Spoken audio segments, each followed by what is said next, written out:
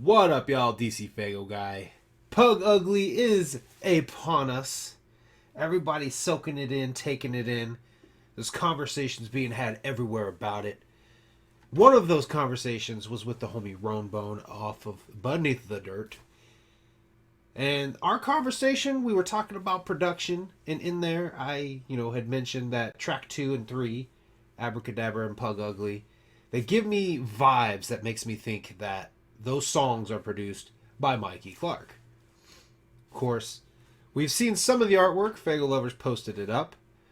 Thanks to the homie Wasteland Waldo, we got to see like behind the disc because Fago Lovers didn't include that picture. And nowhere in that album is there any production notes whatsoever. Now, this isn't the only time they've done this, but during that conversation with the homie Roan, he had stated that usually ICP is pretty good about putting production notes. And I jokingly said, yeah, okay. But then that got me thinking, how many times have they not put production notes in their albums? And it's been a fucking minute since I've done one of these kind of informative videos. We've got the how many times did Jay really say fuck 93 times video. We've got the did all 12 victims die in the song 12 video. I did is every album dedicated to the Butterfly video over on Carnival Spirits. And I thought to myself, why the fuck not? Let's do another informative video and go take a look and see just how many times a Psychopathic Records album has come out and did not have production notes inside it. And there's actually quite a bit. What I've gathered, though, is about 90% of them, I'm going to say 95%, maybe even 98% of every fucking album that doesn't have production notes in it is a compilation or collection video. What I mean by that, Hallowicked does not have production notes in it. Holiday Heat does not have production notes in it.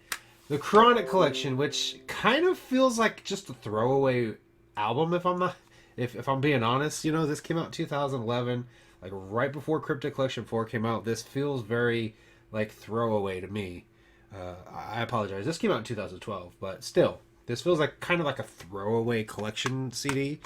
Another one that I have kind of in category, I have like little categories in front of me. There's a lot of exclusive shit. So anything released at the Gathering, the Incredible Collectible Collection, Worthy of an Erection. This has no production notes in it whatsoever. Gloomy Sunday, which was exclusive to the Fuck the Fuck Off Motherfucker tour in 2019, right? Yeah, 2019. It's confusing because Shaggy actually went on two different Fuck the Fuck Off Motherfucker tours. He went on a very short one in 2018 and then went in 2019. But this was available in 2019, right around the time that Fearless Fred Fury came out. Obviously exclusive. We've got the House Party Peep Show, does not have production notes. The Fearless Fred Fury Furious Edition. Now you're probably thinking, well, Fearless Fred Fury and Flip the Rat have production notes, but there's an extra CD in here called An Era. It's either an Era or a Time of Fury. I think it's kind of self-named, but it contains a whole bunch of songs that came out during the era of Fearless Fred Fury. A lot of them were put, like the Hair Up single was there. So I mean, you get your production notes elsewhere, but in this actual CD itself, you don't get any of the production notes for that disc.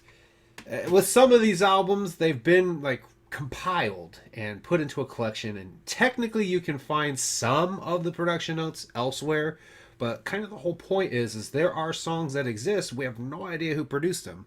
The really big one is this one right here for me, because there's a lot of like gems on here that, like the JJ song, the Ruby song, ABK's track The Train. I don't believe that was ever released anywhere else but right here physically, and there's no production notes for it. So jumping back into what I've found, Twisted's Toxic Terror, exclusive to the Toxic Terror tour, has no production notes in it. I just feel like I have to do it in this proper order. End of Days the same way.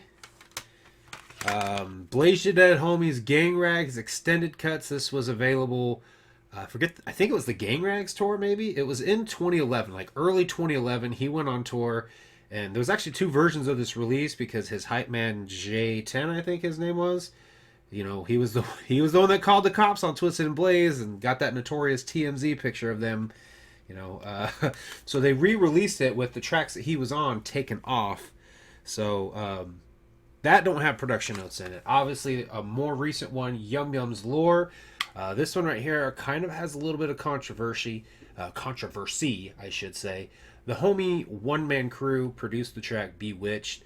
I guess him and Jay were in major talks to like do a lot more shit, but he never got paid for this, and you know, there's a lot of bad blood there.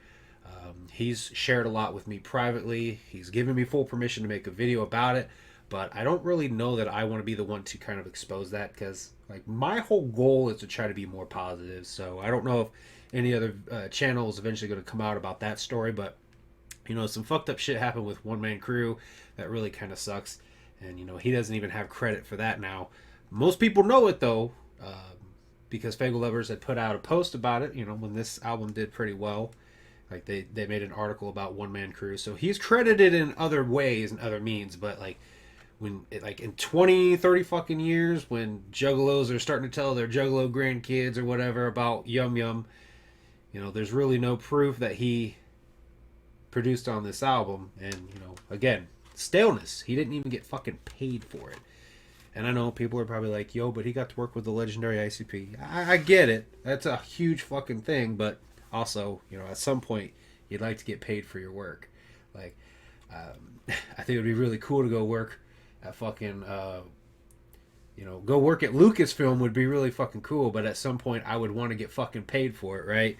Another exclusive, Hell Seller. This was exclusive to The Gathering, but it's been released elsewhere, so I don't even know if I would call this exclusive anymore, because you can get your hands on it. Like, it's at The Gathering right now. So, but there is no production notes in here. But also, a little bit about this one anyway. The way that they discovered the files, I imagine they have, like, no recollection at all of production. I would assume a lot of Mike P, though, just because he did do Hell's Pit. So, but, you know, still, there's no production credits for him on that. Another one that's kind of... These were released from somewhere else, so it doesn't necessarily have to have production notes in it. And that is Forgotten, featuring Freshness, mind you. But I do believe there are a few tracks in here. I'm not sure if they were released elsewhere or just on here. I don't think it's going to focus. It's going to be too bright. But there's a few tracks on the Homies disc. I'm pretty sure, like Let's Toast featuring Afro Man. The Underground Hot Street Banger featuring Tone Tone and Danger Party. I don't know if those were ever released anywhere else, and there's no production notes for those tracks. Jumping into some of the compilations, Psychopathics from Outer Space has no production notes. Hurricane of Diamonds has no production notes. Cryptic Collection 2 has no production notes. And Cryptic Collection 1 has no production notes. But my understanding is this was kind of down on the down low anyway, because it was, you know, House of Crazy shit that they did not have the rights to, if I remember correctly. And then the last one is A Cutthroat Christmas, much like Holiday Heat, has no production notes. Also, gotta mention them. I didn't bring them all over here, but every single Psychopathic Riders album does not have production notes for obvious reasons. And then out of the 4 Dark Lotus albums, the only one to have production notes was Opaque Brotherhood. The original Tales and the re-release of Tales does not have production notes. Black Rain does not have production notes, and neither does Mud, Water, Air, and Blood. But I think that was kind of the point, is like Dark Lotus was supposed to be this dark, mysterious entity. So I imagine that was kind of where they were going with that. It was just supposed to not have like thank yous or anything like that in it. So I kind of really agree with Dark Lotus not having any. I forgot when I had one hiding behind the stack. And Cold 187s doesn't have production notes, but obviously this was kind of like a mixtape where they took old Psychopathic beats and he rapped over the beats. So production notes technically exist for this album, but it's, you know, honorable mention. Cold 187s, Only Solution, no production notes. And I've yet to this day listen to this thing all the way through. I really should do that. But it's really hard to hear those beats and then hear someone rapping something different than what you're used to hearing on that beat. It just fucks with my brain.